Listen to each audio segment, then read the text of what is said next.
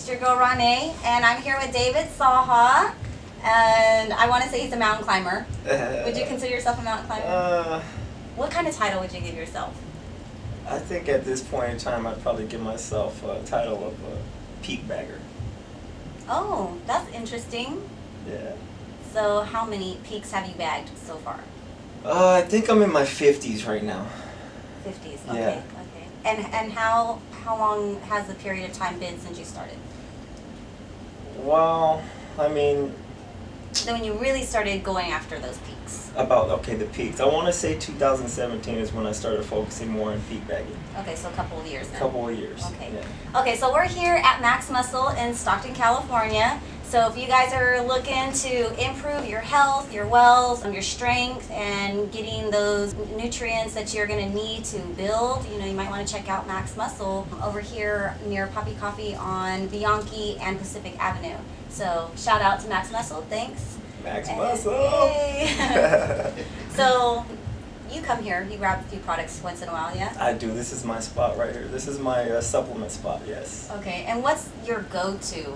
Like if you need to for energy, strength, whatever, okay, what's the main thing you would need when you're getting ready to head out there and what you need to prep for? As far as supplements go? I don't really, I don't do too many stimulants when I'm going to go climb a mountain. But what I do like to go for when I climb a mountain and I actually carry with me is a carbohydrate supplement. Okay. So the Carbonon is my favorite one. It's by, what is it by? It's by Allmax. Yeah, that's my favorite one. My body just responds to it well, it absorbs it well. Okay. I can just get the plain one, but I'll use that, especially when I'm doing like longer hikes. You need those, you need that energy. You need that carb kick. Yeah. And I think it helps me a lot. It's who's really to know, but I feel it. I feel the effects. It feels good. I like it. It gives me energy. Nice. And then how long into your hike before you have to take another one? I'll start off with it right from the gate. I'll take a drink, and then usually I won't do it again until I get to the summit. So then when I'm ready to come back on my way down. So one for one way, one for one way. Yeah, pretty much, yeah. And and it doesn't matter how long the distance is? It doesn't, it doesn't. No. Okay. I try to do the bare minimum out there, for weight wise and just for, it's probably not always smart. Sometimes, most of the time I'll carry candy and stuff on me too. Gummy bears being my favorite. Yeah. Yeah. Just for that extra sugar kick. Yeah. I mean, you need it out there. You're going for miles sometimes, and the elevation. I want to say the mileage is one thing, but the elevation is what kicks your butt. Because you're climbing. So you're using more muscles. Yeah. So when I do look up a mountain and the trail to get to that mountain, the mileage is, you got to keep that in mind, but it's the elevation that what I really look at. So what do you do to prep for that other than taking your carb supplements? Honestly, I mean, you could do CrossFit, you could do circuit stuff, you could go work out, you could do cardio. And I believe that all those factors help you, but you really can't prepare to climb a mountain. Mountains are so challenging and all in their own different way. I don't think I've ever done an easy mountain. They're just so physically challenging. Technically sometimes, but it's more the physical aspect of getting up there. It's just they kick your butt. Yeah. Okay, so you're moving up to doing peaks, right? So what were you doing before you decided I'm gonna start peak bagging? There are just different things you do. I mean, at first it obviously started as hiking, just going on a regular hike. I want to say back in 2008, my cousin hit me up out of nowhere, and he was like, "Hey, cuz, let's do this hike in Yosemite." And I didn't know anything about any of that back then, and I was like, but I was into the gym a lot, so I used to work out, so I was like, okay, yeah, this might be a different challenge, I'm going to try it. So we ended up doing a hike in Yosemite, the hike being the Half Dome. That was my first one I've done. After that, it's just, I don't know, I've done Half Dome like 4 times after that. And then I started I started just researching like more trails, you know. I started getting into like Point Reyes, then I started getting into backpacking. And then for a short amount of time, I got into doing a kind of like photography, right? Not knowing anything about photography. all I knew was how to point the camera and shoot. Shot. That's it. Like, okay, this is tight. This is what I see. I'm gonna shoot it, you know? Yeah. So I started doing that, and that kind of turned it. I don't know how. It just kind of turned into start climbing these peaks, these mountains. For a better view and a better photo. Oh my God, the views up there are just, I mean, I can't I appreciate you sharing those. So those are some of the things that you have in your social media that you put out. Yes. And people can follow you on Facebook, Instagram. Yes. Do you have Instagram? I do have Instagram, yes. So if they wanted to follow you, what would they go to? _DMS_. Okay. Yeah. And so you have some amazing shots that you put up there. And now you put video up as well. You know what? I started doing, I have a YouTube now. And I just really started doing these videos for my family. Because my family likes to see what I do when I go out there. Yeah, sometimes I was like, okay, I'm not sure if I should post this. Because, you know, it gets a little sketchy. And then I hear it from my aunts or my uncles like, what the hell? Yeah, I was on the edge of my seat when I watched that video with you scaling with a camera tripod. Oh, the tripod. Oh, I love that tripod. Gosh. It's the same tripod you have. I love that tripod. Yeah, that's not the first time that tripod saved my life. But, yeah, the snow one. Yeah. Well, yeah, we're going to have to talk about that. Oh, yeah, but putting those pictures up and you having that available for people to see and your family gets to tap in with that. Yeah. So probably a lot of the expressions and the concerns. That factors into whether you post something or not? Or not anymore? I really don't care. Okay. You know, I really don't care. I know when I post some stuff, I know that I'm going to hear it from my family. Like, what the hell are you doing? It's like, you know, they have to understand, like, this is, I'm pretty passionate about this, you know? So it's like, I'm going to do it. So now you're taking your cameras with you and, okay, so we're going to talk about this one. That you posted, and I've seen your other pictures of you, you know, at waterfalls and, you know, hiking, just nice views and whatnot. But when I saw that action video, when you were actually using it as like a freaking ice pick to get all the way up to the top, I was like, okay, what in the world? How did that even happen? Did you have to use that? When I got to the approach, right, and what the approach is basically the base of the mountain. The approach is when you get to the base of the mountain and you're ready to start climbing up, okay? So I got to the approach of the mountain, and I'm looking up at the trail that I'm going to go up, the line that I'm going to go up. And I seen this snow patch, and I knew from down where I was that, okay, this snow patch is way bigger than what it appears to be from down here. I know that already, okay? So in my mind, I already knew that. But I seen another line, but it just didn't make sense to me to go all the way around and just add more mileage to get up to this mountain, to get up to this summit. So I'm looking at the snow patch, I'm like, okay, yeah, I know it's bigger than what it's supposed to be, what it appears to be from here, but I'm pretty sure that I can navigate it. You know, I've been through situations before, I'm pretty confident I can navigate it, so I'm gonna just go for it. So I started going for it, and I got to the snow patch, and it was pretty steep. It was steep. It was steep, and I'm like 13,000 feet in the air. And for me, there's no going back down. I'm like, no, you know, that's just too much work to go back down and then traverse across and hit that other line. I'm just not going to do it. So I'm going to just, you know, I'm going to use what I have, which I had my tripod.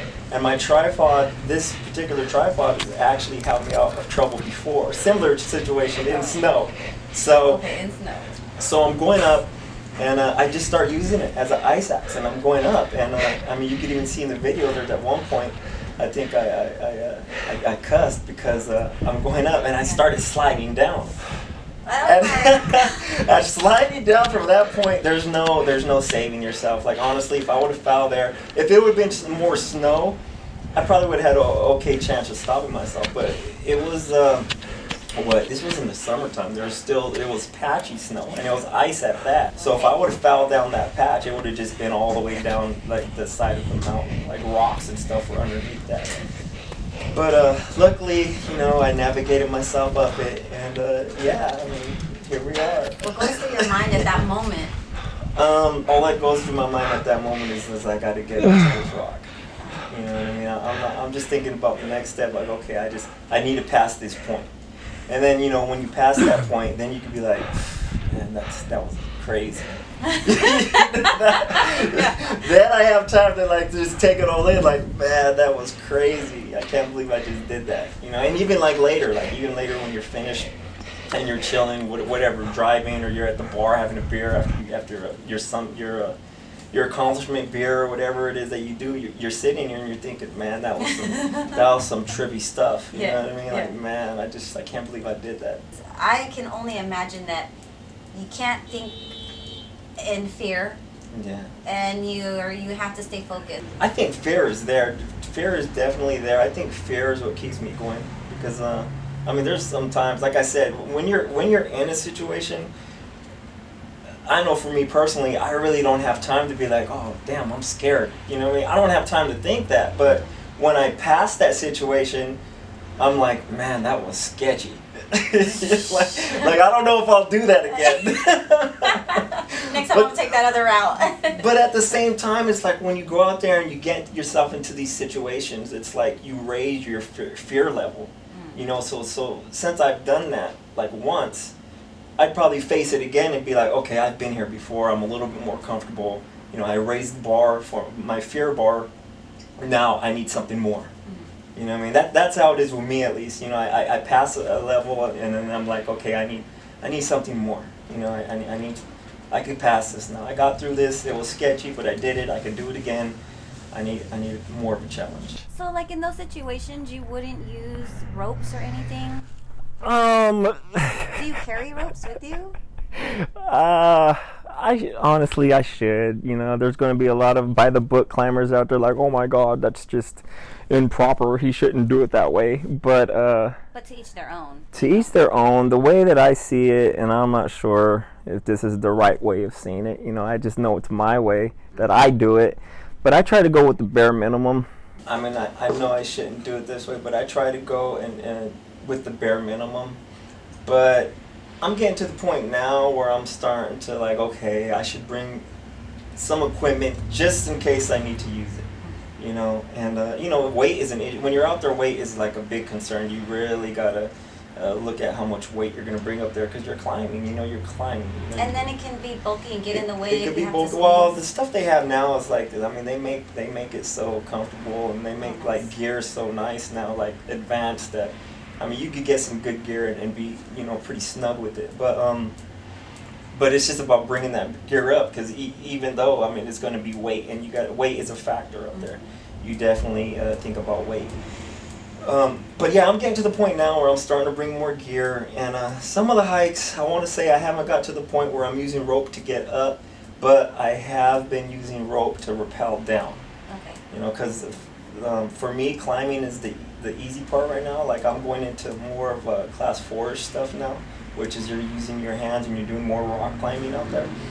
And getting down from some of those areas, a rope could be helpful. So how do you get down? You don't have a rope. Very carefully, but how? You just gotta find your route. And like when you're out there, like you could look at a map and you could take a GPS and all that. But when you're out there and you're facing it, you're gonna always do what's best for you, what you're capable of doing. Right, within your capacity. Exactly, what's in your capacity. You're gonna look and you'll see your own line. It's weird because you'll look and you'll see your own line. Okay, like I'm gonna go this way, this way, this way, and even the same thing when you're coming down. You're looking down like, okay, this way looks better than that way, So. So I wanted to go back. Okay, so you're talking about sometimes you bring equipment, sometimes you don't. That they make it really nice for you, and then you say that weight is a factor. Do you have a limit? How do you gauge like your weight and what you're gonna bring and what you're not as far as like what's a comfortable weight for you? I don't really bring a weight limit. It just really depends on if I'm doing a day trip or if I'm doing a backpacking trip. If I'm doing a backpacking trip, you know I'm going to bring at least 35, 45 pounds. Okay, in my backpack. No, what's a backpacking? What's the difference? The difference between a backpack and a day pack is a day pack is the liter size. You know, you're only going to your day pack's, you know, obviously going to be smaller than your backpack because you're just preparing for a day hike, like you know, for a day climb. That's it, for a couple hours, for half a day maybe a full day. Yeah, nice. You know, but you have a day pack. A backpack is when, you know, it's bigger. It's like 65 liters, 60 liters, 55 liter backpack, and this is where you carry all your stuff out there. You carry your tent, you carry your sleeping bag, you carry your stove, your water filters, whatever you need to survive out there. What's going to make you comfortable out there is what you're going to put in your backpack. For the guys who like do the big walls, like out in in these other countries where they're doing like 20,000 foot mountains. I mean, yeah, of course, you know, they're bringing gear up the butt, but. So you said you were 13,000 feet up on that one particular mountain. Where was that actually? That was in the Eastern Sierras. That was off of the Bishop Pass Trail. That was Mount Good. Mount Good, Yeah. okay. And then you were at 13,000 feet there. Mm-hmm. And what is the highest elevation you've climbed to? I've done Mount Whitney, which is the highest in the lower 48, which is the highest in California. But honestly, I think anybody could do Mount Whitney. You think so? I think so. I think Mount Whitney is more of a hiker's climb? Yeah, well, it's definitely more of a hiker's climb because there's a trail all the way to the summit. Oh, that's nice. There's a trail all the way to the summit, and it's the physical aspect of it is okay. Yeah, be prepared physically, but as far as technically, like I think anybody could do Mount Whitney. You know, Was there Mount Whitney climbing to involved? me, Mount just Whitney a to trail. me is you know, and a lot of people are probably going to disagree, but Mount Whitney to me is like in the half dome. You know what I mean? Because it has a trail. It has a trail to the top. And Everybody you're not, wants like, to do it. Don't get me wrong. It's a notch on the belt. You have to do it. You know, you have to do it. But yeah, I think anybody can do it as long as you physically prepare yourself. There's a trail all the way to the top. There's no real climbing. So I mean, How it's long a does great it view take? though. We did Mount Whitney as a backpacking trip. So we went up there and we camped by this lake. They have like all kinds of little camp areas, and then we did hit it in the morning. But I believe you could do it in one day. Oh. But it's going to be a long, long, long day. Yeah. It's one of those peaks that if I ever did it again, I would do it. I'd probably leave it like around 12 midnight so I could get a good sunrise up there. Oh, that's nice. Yeah, sunrise looks like it'd be sick up there. Oh, that's nice. Yeah, How often do you start at nighttime? a lot, Really? a lot. I'm hiking in the dark a lot. You So know. you have flashlights, headlights? You have a headlamp. You know, I always bring an extra headlamp. I bring extra batteries. You know, because you never know. But yeah, I'm going in the dark a lot. I go alone a lot, so sometimes it could be eerie. So yeah, you know, sometimes it could be eerie, especially when you see like bear crap on the trail Yeah. and it's fresh. Bear crap on the I was trail going and to it's ask, fresh. what do you bring to prepare for the wildlife? I don't. I know I should, but I don't. Not one weapon? I just feel that I have a fighting chance. You really do. You know what I mean? I have a fighting chance against these bear claws, you know? All of these. You ever see Fangs. the Legends of the Falls, that movie at the end when he fights the bear? Oh. Yeah, I'm ready to. You're ready for that fight. Yeah. You're like, it's coming one day. I talk a big game now, I swear. But when I see a bear, I'll probably be running my ass off. It's like, no! And you know, they run fast. Yeah, oh, no, you know, when I was in Montana a couple months ago, and we were climbing this mountain, Mount Said. And as we were going up there, we seen a grizzly bear. Oh, It was such a great, I don't know, like as soon as I seen this animal though, my whole trip was complete. Like I could have stopped right there and finished like everything, my whole trip. Wow. Because it was just so sight to satisfying to see. see. Oh, it was so satisfying to see a grizzly bear in its habitat, you know.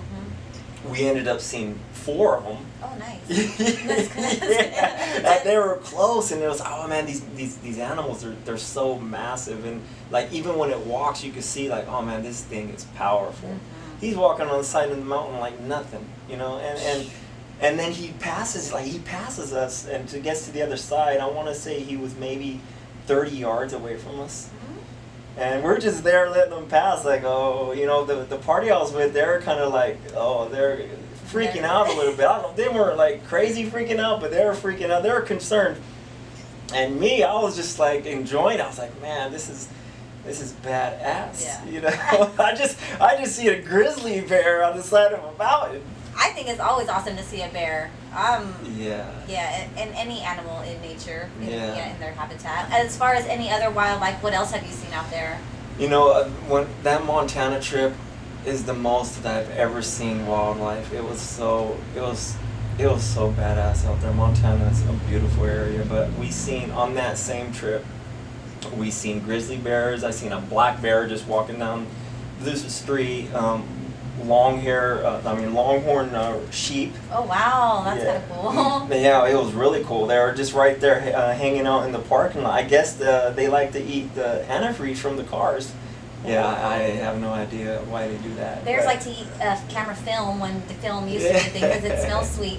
When I had heard that and I smelled the film, because I was like, really? And so I did. I smelled it and I was like, it does smell sweet. It's very interesting. Yeah, see, animals know. They know. So that's very cool. So you're doing this. You're 50 peaks in.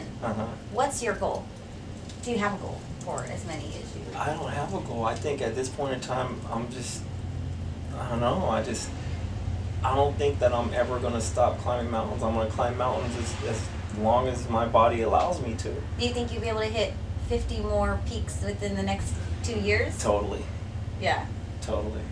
So I wanted to see, how does that translate?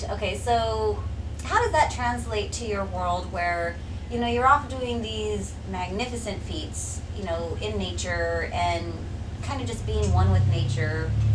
How does that translate for you when you come back to urban life? It's a shell shock. It's a totally different feeling. Like right now, like I don't want to sound like weird, but I feel a little out of place right now. It's like I haven't been here in society in a while because I've been climbing a lot this year.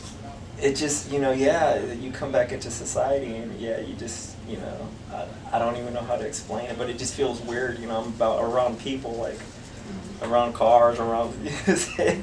I would rather be in the mountains. Yeah, it brings peace. Yes. Oh yeah. And freedom. Yeah. Am I going to keep going? Am I going to fight these voices in my head that are telling me like, oh, you can't do this. You got to turn back, you know? So it's like you're challenging yourself. You're fighting the voices in your head that are telling you that you can't do this. But for some reason, you just keep going and you do more and you do more, and then you accomplish things and you're like, those voices are full of shit. You know what I mean? It's basically you're battling yourself. Like you're like telling the voices in your head like, no, fuck you. You know what I mean? I'm gonna do this. You know, I can do this. I know I'm gonna do this. I'm gonna break through all these things, all this self-doubt that I'm telling myself. You know, I can't do this. Like, all this is hard. All this is scary. All this is like, you just, for me, it's like, okay, this is a little sketchy, but I'm gonna go a little farther until I can't go anymore.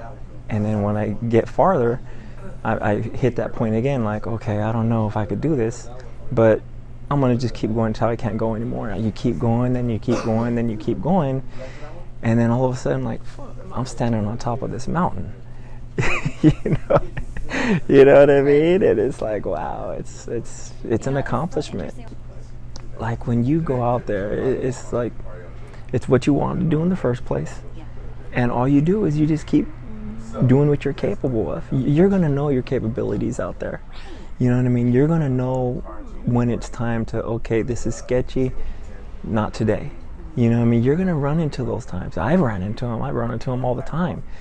But once you get out there and you realize, okay, I could do more, I could do more, I could do more, you know, and you pass all these points to where you're telling yourself, like, I don't know. Your head is telling you, like, I don't know about this. I don't know if you can do this. But somehow there's something inside you that keeps pushing you to do more and do more and do more. You're passing all these doubts in your head, and you're like, okay, fuck you. You know what I mean? This might even sound cliche, but it's real. Everybody has their own path. The more you let outside world stuff influence what you do is when you're going off path. You know what I mean? You got to stay on your own path. Everybody has their own path. And you just do what it is. You do what it is what you're called to do. You're going out there and what is it that calls to you, like, inside? I don't know. That tells you, like, hey, it's time to get back out there. Honestly, I'd live out there if I could. Like, really, I would be gone. Yeah, I would be gone. Well, what keeps you coming back? That would probably benefit you. Honestly, it's my son. I mean, I don't want to, like, all. But I have my son, and I'm not going to leave him behind. I'm still trying to, like, get him to want to go out there and move out to the mountains, because as soon as I get the green light, I'm gone. I'm out of here. Yeah. As soon as he's like, okay, Dad, let's do it. Like, okay, he's 13. Oh, yeah. And he's getting there. I mean, he's starting to appreciate it more. Right. He's starting to appreciate it more. And has he gone out with you often? when he was younger, I probably took him on some things that were a little bit above his experience back then. Yeah, a little bit, because we, like, honestly, like when he was like 9 or 10, like, we'd done some stuff that was probably bigger than what he should have done. But he did it. But you remember that stuff, like, oh, I don't want to do this anymore. He used to have his saying. His saying was his favorite part. The best part of hiking is getting back to the car. That's bad. That's what he's just like, can we leave now? Yeah, but now now that he's getting older, we do an annual camping trip. Sometimes we'll do a couple. But now that he's getting older, we go out and he's starting to like it. He's starting to just take off on it. Like, we did this one trail. We hiked up to this lake in the Eastern Sierras, and he took off. I was, like, really surprised. Like, wow, he kicked ass on this trail. I couldn't even begin to explain to you, like, how I got to where I'm at right now. You know what I mean? Where were you when you started? Wow, I mean, with life? Would you ever have seen yourself doing this, maybe as a teenager, if you were to look at yourself now? Now that I look at it now, I wish that I did do it when I was a teenager. But you know how we know how I grew up. But did you ever think you would be at this point? No. I'm going to be that person? No. Like, if I look back at to where I was back then when we were young, I would probably look at me now and be like, who the fuck is this guy? you know what I mean? It's like, what the hell? Like, what? Yeah, exactly. Like, who the hell is this guy? But I'm totally happy with where I'm at now. You know what I mean? And now I look back at me before, and I'm thinking, man, I wish I would have been doing what I'm doing now back then. Not only because I'd be so much more advanced, but because, wow, this is life. Yeah, this is, you know what I mean? Yeah. This is life. And back then, I think it was more of what everybody gets caught in. You know what I mean? It's just like the influence of society. You see what's around you, and you pretty much a product of your environment, right? Yeah. And I think that's what it was for me back then. It was just, I was just a product of my environment. It just kind of happened. It kind of just manifested into all of a sudden I'm a mountain man. You know what I mean? Lumberjack and everything. Yeah, but like you knew me back then. A lot of people who know me back then probably look at me like, and there's some people still that probably look at me like, who the fuck is this guy? You know what I mean? Like, what happened to Dave? You know what I mean? Like, wait a minute, like, did he always do this? Or Yeah, like, this no. Because I wouldn't expect, like, some tough gangster. Yeah. Well, when I was younger, you know, we used to go on family camping trips. Like nothing to the extreme of what I do now. But when I was younger, we used to do family camping trips, and you know, and that stopped. You know, when you get older, that stopped and whatever. But kind of set the precedence. Yeah, kind of. You know, it was kind of embedded. You know, that's one thing. My uncles on my mom's side, they used to go on an annual backpacking trip every year. And they used to, I don't think they used to bag peaks as much as I do now. I think they used to just go out there, you know, to experience being out there. And they used to go for like weeks, you know what I mean? They'd go for a long amount of time. And yeah, I always look at that and like, oh, that's pretty sick. You know, I still got old pictures of my uncles like on the side of a mountain. Oh, nice. You know what I mean? Yeah, it's tight. Now, are the one cousin that said, hey, cuz you want to come with me and go hiking doing this? I haven't seen him do anything since. Is he one of their children? No. But I haven't seen him do anything since. But he's in photography and stuff too. He's into making films and stuff too. You might know him, Ricky Rio. So just got into using my GoPro. I had like a GoPro. I've had it for so many years and I've never used it. I started using it and then I realized, okay, I need to upgrade my GoPro. This one's old, right? Because I had a Hero like 4. And it's just like, that's a really old GoPro, to tell you the truth. It's a handful of years older. And the technology now, you know, every year technology gets better. It just so happens I just got the GoPro Black 7 a couple months ago. And they just came out with the 8. You're like, hell. But still, it's really good GoPro. The one I have is a really good GoPro. Like, the stabilizer is really good because you can see the difference from the GoPro 4, which it doesn't have a stabilizer, so every time you move it jumps, the video jumps. With the GoPro 7, the Black 7, it has a stabilizer and it's just like smooth video. Like even when I'm moving, you don't see the move, it's smooth, you know. Yeah, it's really nice, yeah. And that's the one that's on your head? On my head, yeah. I'll put it on my head, I'll have it on my stick sometimes, you know what I mean, just depending on the shot. Like yeah, I'm still learning it. I don't have any idea what I'm doing, but I just know that, you know, grabbing these, recording these adventures is pretty sick. It's amazing. Yeah. It's super amazing. I'm so glad that you share them. Yeah. I think it's pretty amazing. Like I said, I started doing it for my family because, you know, they love that stuff, you know, and they're not going to get out there. I mean, life happens, age happens, you know what I mean? It's just not capable of doing those big trips anymore. And that's kind of like why I'm trying to do everything I can now, because I know there's going to be a time, you know, hopefully not anytime soon, but there's going to be a time where I'm not going to be able to do this stuff either, you know, so it's like, Do it all now while you can. you gotta, yeah, you know, life. So how many states have you been in? You know, I haven't climbed in that many states, really, just here, Nevada and Montana. I mean, I plan on doing more. I have on my, matter of fact, that within this next year, I plan on hitting Colorado for sure. You know, it just depends. I'm looking at this one. I'm not gonna say what peak it is, but I'm looking at this one peak that's just sick. It's badass. What's the elevation on it? It's a 14er. It's a 14,000 footer. You know, there's a lot of 14ers in Colorado. Matter of fact, there's more 14s in Colorado than in California. Oh. But some of those 14ers out there, you could drive to the top. Oh, that's amazing. Yeah, it's interesting, but still, I mean, I'm pretty sure there's a hiking route too. The one that I'm looking at is, there's no driving route. It's a serious route, but it's gonna be so sick. So yeah, I'm looking at that like within this year. I'm going to Vegas in a couple of weeks to Red Rock Canyon out there. There's a lot of, it's a really comfortable rock climbing out there. I've been there a couple times, but now that the season's coming to an end and it's snowing, I think I'm going to probably spend a lot of time out there in Red Rock climbing out there.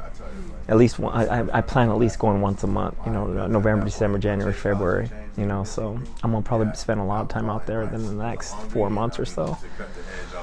But yeah, I want to get to Utah too. There's a mountain range in Utah that I want to go check out, and it looks pretty sick. You know, I haven't done too much research there. Washington's, you know what I mean, I want to do the North Cascades in Washington. That area is sick. I mean, yeah, Rainier, it's like, yeah, for the stuff that I do, it's like prominent. We were just talking about him scaling. A lot of the mountains are 14,000 feet, and Mount Rainier being one of them. Yes, Rainier. That's like where I'm at right now. Rainier is like that'd be an ultimate climb right there. Like, oh my god. Is it because of the snow? It's because of the snow. It's because of the prominence of the mountain. Like, It's Mount Rainier. it's Mount Rainier. Yeah. You know, that's like a real accomplishment right there. What about Mount St. Helens? Not too hard. How many times have you done that one? I haven't done it yet. You know what I mean? But from what I read, you know, I mean, don't get me wrong. I can't just sit here and judge every mountain. Okay, let me back up. Any mountain that you underestimate is the mountain that's gonna kick your ass. that's real talk. Because there's been mountains that like, oh, you know, I'm gonna just run to the top, and then when I get there, all of a sudden, like, I don't summit. What? I don't summit, and it's because, you know, I feel that that's the exact reason, is because you disrespect the mountain. So the mountain's going to be like, nope, Yeah. you're not coming up here today. It just happened to me last week. You know, I was over here in the Stanislaus Forest last week, and I was doing this, I believe it's only like a 10,000 foot mountain, you know, and it's respectable. You know, 10,000 feet is respectable, but it's clearly not as rough as some of the mountains that I've done, or as high as some of the other mountains I've done. So I go out here last weekend, like, okay, I'm gonna just, you know, knock this out real quick. Oh, cocky, you know. So I get out there, and yeah, it totally kicked my ass. Oh. I didn't even summit, because when I got to this point, I totally went off trail, and I'm doing all kind of class 3 rock climbing up to, you know, up to I get to this part to where I just had to accept, like, okay, I'm just not going to do this today. Wow. Because there was no trail. Number one, there was no trail. Well, there was a trail, but I didn't follow the trail. You know, I'm being cocky, and I'm like, you know what, I'm going to just climb up the side of this mountain. Oh, wow. Yeah. Okay. Probably not the best thing. Probably not the best choice. You know, I probably should have stayed on the trail. But when I get to this point, I'm like, yeah, I'm going to have to pull the plug. Because I see where I need to be, and I see where I'm at. And I didn't want to spend too much time out. I didn't bring enough gear to spend too much time out there. You know, because like I said, I underestimated it. I just underestimated it. And I'm at this point where, like, I just had to come to a reality, like, I'm not going to do it today. And it was only a 10,000 foot peak, you know. I should have, like, in all actuality, I should have just killed it, you know. But I underestimated it, and the mountain basically, that's a trip. The mountain will recognize that, you know, and he's like, nah, you're not coming up here today. How many times has that happened to you? A handful of times. A handful of times. There's been peaks to where, you know, they're so challenging like that, and they'll kick you off to where, like, you know what, I'm coming back, and I'm gonna fight you again. You know, because I'm not gonna let you win. You're gonna gain my respect. I'm gonna gain your respect. But yeah, I'm not gonna. There's some that I just let go. Like, okay, you know, that's cool. He beat me. I'll come back to him another time. But there's some that, you know, you get to, and you're like, no, we're fighting. I'm coming back, and I'm going to do you next week, you know, or in a couple weeks, whatever. But I'm coming back, and I'm going to get you done. You know, there's been a couple like that I've done. The most recent I want to say is probably has been Kearsarge. There's one over there in the Onion Valley called Kearsarge Peak, and you know, it's not too technical. You know, it's physical. It's really, really steep. But the first time I went out there, you know, I went out there totally underestimating it, because because I got into this thing of looking at the mileage of it, and then looking at the elevation gain of it, and I'm totally capable of doing it, you know. So I get out there, and I'm totally capable of doing it. I'm gonna just smash it. But then when I get out there, okay, it was a little bit more. It was more than me that day, basically, you know. So I had to come back down. I had to, you know, swallow my pride, call it a day, come back down.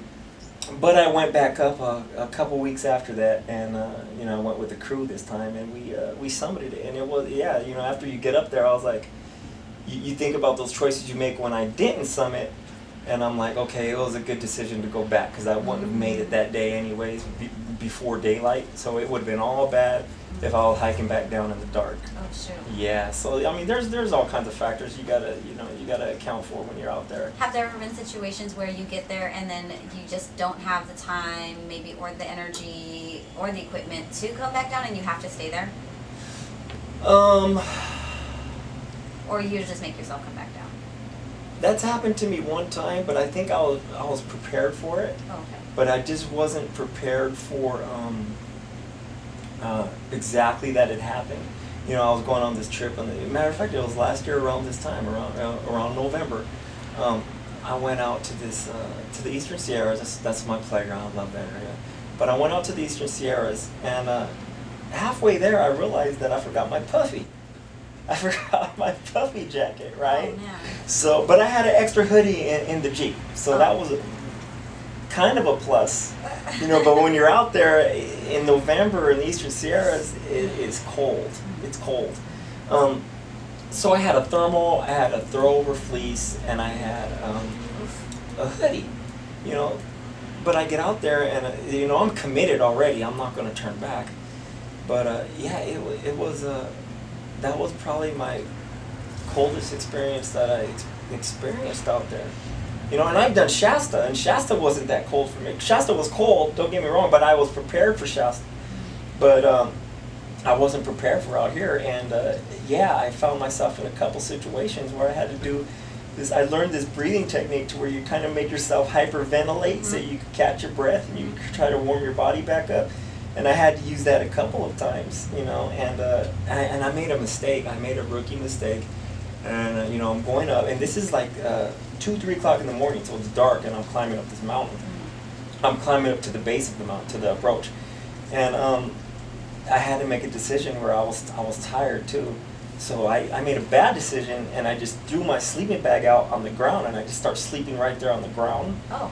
While I mean the moisture, the dew, the mist, you know what I mean, from the morning got me like wet. Yeah. And I started shivering, and I was like, oh man, you know, at that point in time I was concerned. I was really concerned. But yeah, I kind of, it's like you got to kind of control yourself from panicking. You know, you got to control yourself from losing control. And I did. I regained control. I did my little breathing technique, making myself hyperventilate. I'm not even sure if it works, but I did it. And yeah, you know, I made it through. Luckily, the sun came up and warmed me up, and you know, I made it through. I would like to ask you a question about how you prepare for the elements. Because elements. you were talking about you're going to be out there in the snow. You like the snow? Personally, I do not like the snow. So what takes you there during that moment, like during the winter months? Climbing. That's all I could really say. Myself, I think it's easier to climb in the snow. It's easier for me to climb in the snow. Well, I mean, let me explain. The climbing aspect of climbing in the snow, it's really comfortable because I mean, you're climbing up snow. You use all fours. You know what I mean? You could dig holes. Yeah. You could, you know what I mean? You're climbing. It makes it pretty easy to climb that way in Because snow. you can make your own path. You can make your own path. Not only that, I mean, like yeah, you can dig in. Yeah, you can really dig in. When you're climbing rocks, when that rock is only this big. You can't only. You can't. Well, not only that, even when you're just going up like a scree field. Scree is like sandy gravel, dirt. You know what I mean? And you dig into it. When you're climbing up scree, it's yeah, you're digging in sometimes where you're really digging and you're sliding down, digging, sliding down, digging. In the snow, you're just climbing up. You know, it makes it really comfortable.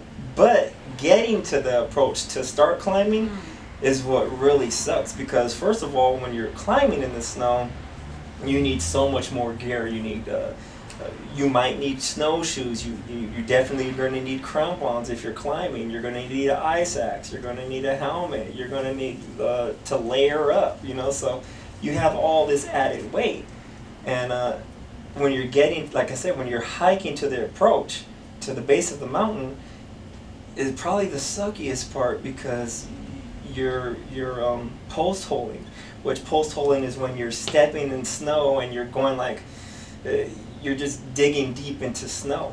You have all this weight on you, and you have to live. You're sinking in, and you have to lift your legs so much more higher to get we did this one a couple years ago. We post holed for like maybe 5 or 6 miles. It was terrible. It was terrible. Gosh. It was terrible. 5 or 6 miles. It was terrible. It was terrible. Matter of fact, that hike right there determined, basically put in my head that I'm not doing any snow hikes in 2019. And that was in 2018, and I didn't. I did minimum snow hikes in 2019 because of that hike. But we were post holing, and it was going up to our thighs. Oh my gosh! So you're like literally climbing out of every step. I think I've never been beat up so bad. That trail right there beat me up so bad. And could you have taken snowshoes? It wouldn't have even helped. It wouldn't have? Oh. Sometimes snowshoes don't help because the snow is so fresh to where you're still digging in. And then in that case, you have your foot is like this big. You know, your foot goes from this big to this big, and that's just more of how much you have to lift your leg. Right. So it makes it harder sometimes to use snowshoes. Snowshoes are good when the snow is like, it's packed a little bit and it's firm. Okay, snowshoes, okay, yeah, let's do snowshoes. But, in some cases, like that case, it wouldn't have helped at all. It would have made it worse. So, no, we didn't have snowshoes. But yeah, that hike right there, and it was called the Baxter Pass.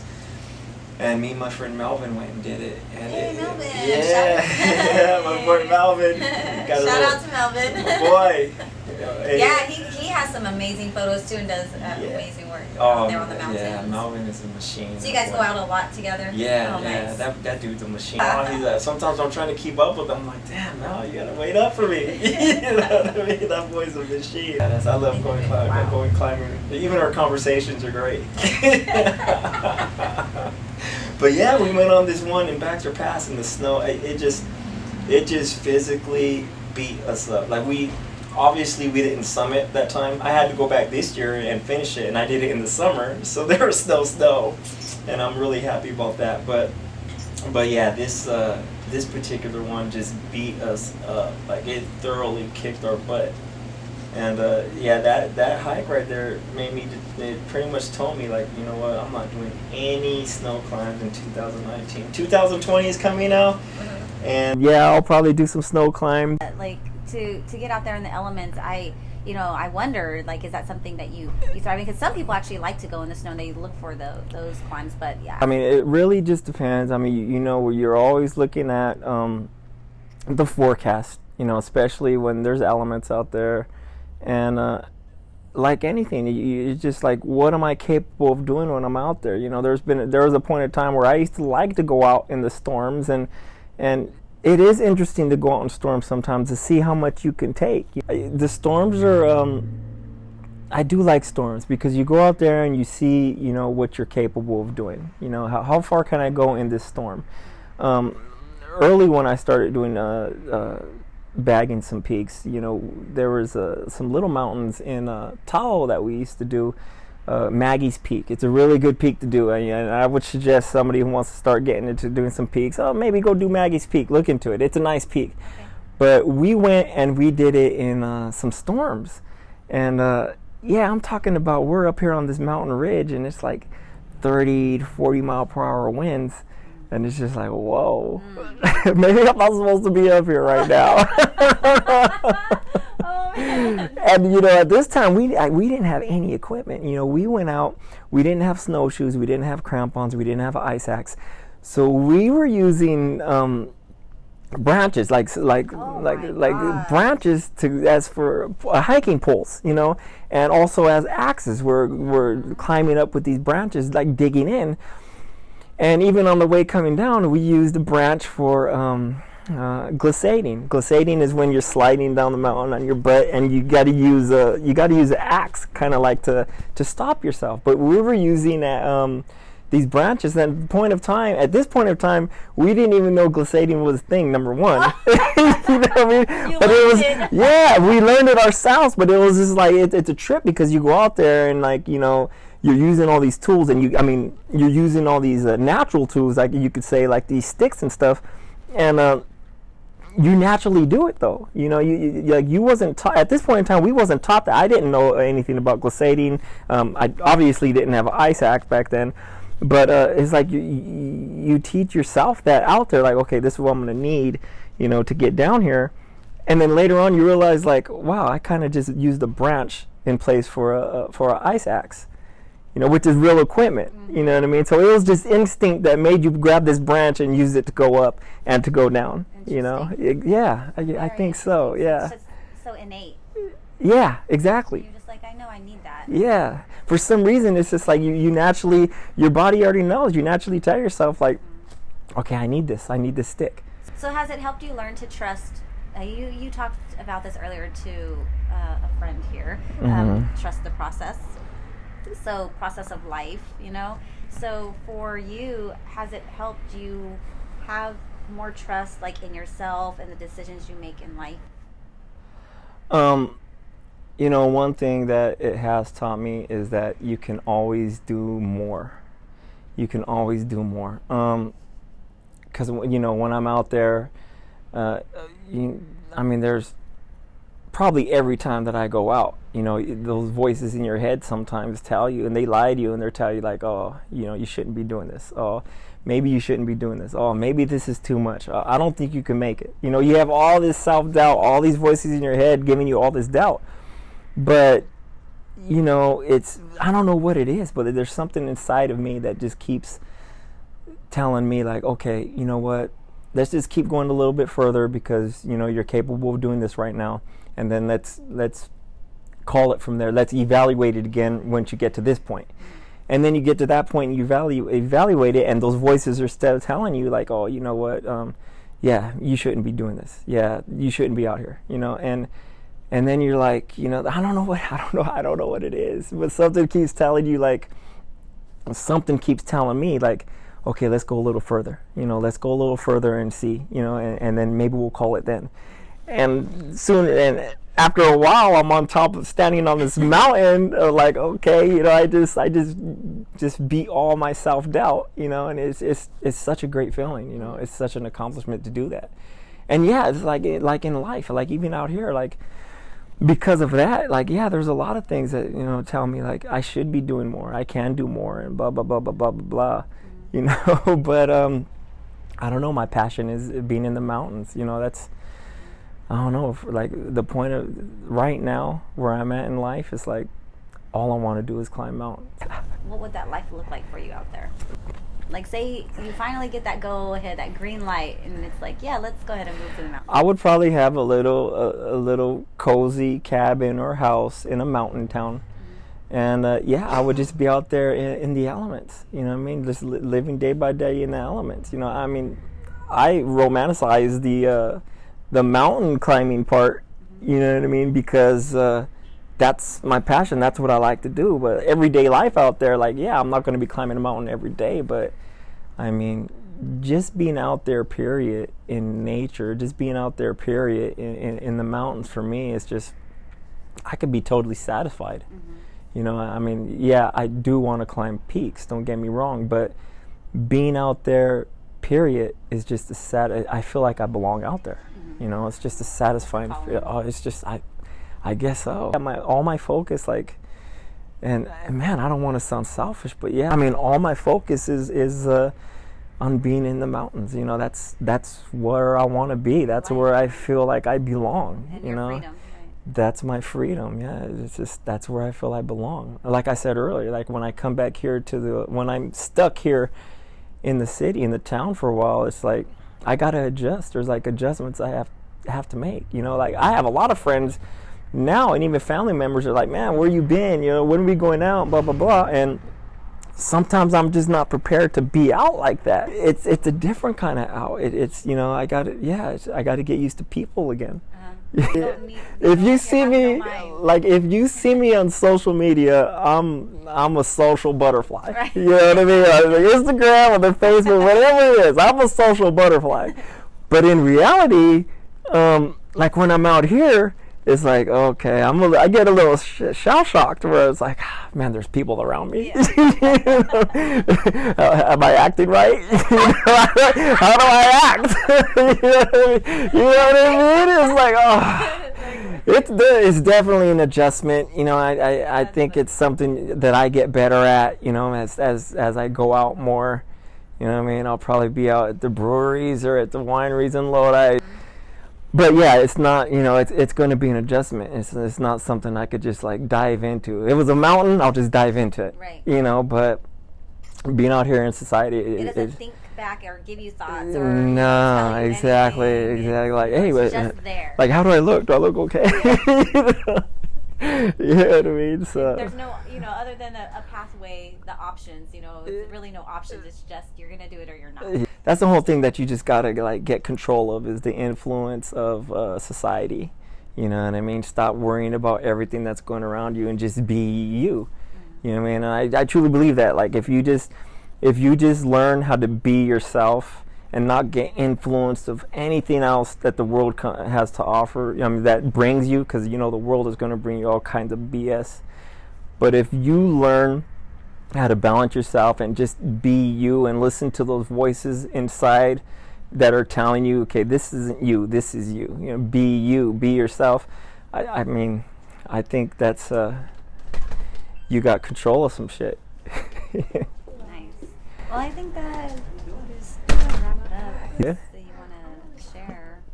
Well, I just want to say, you know, I don't brag about a lot of things, okay? But my beard is superior.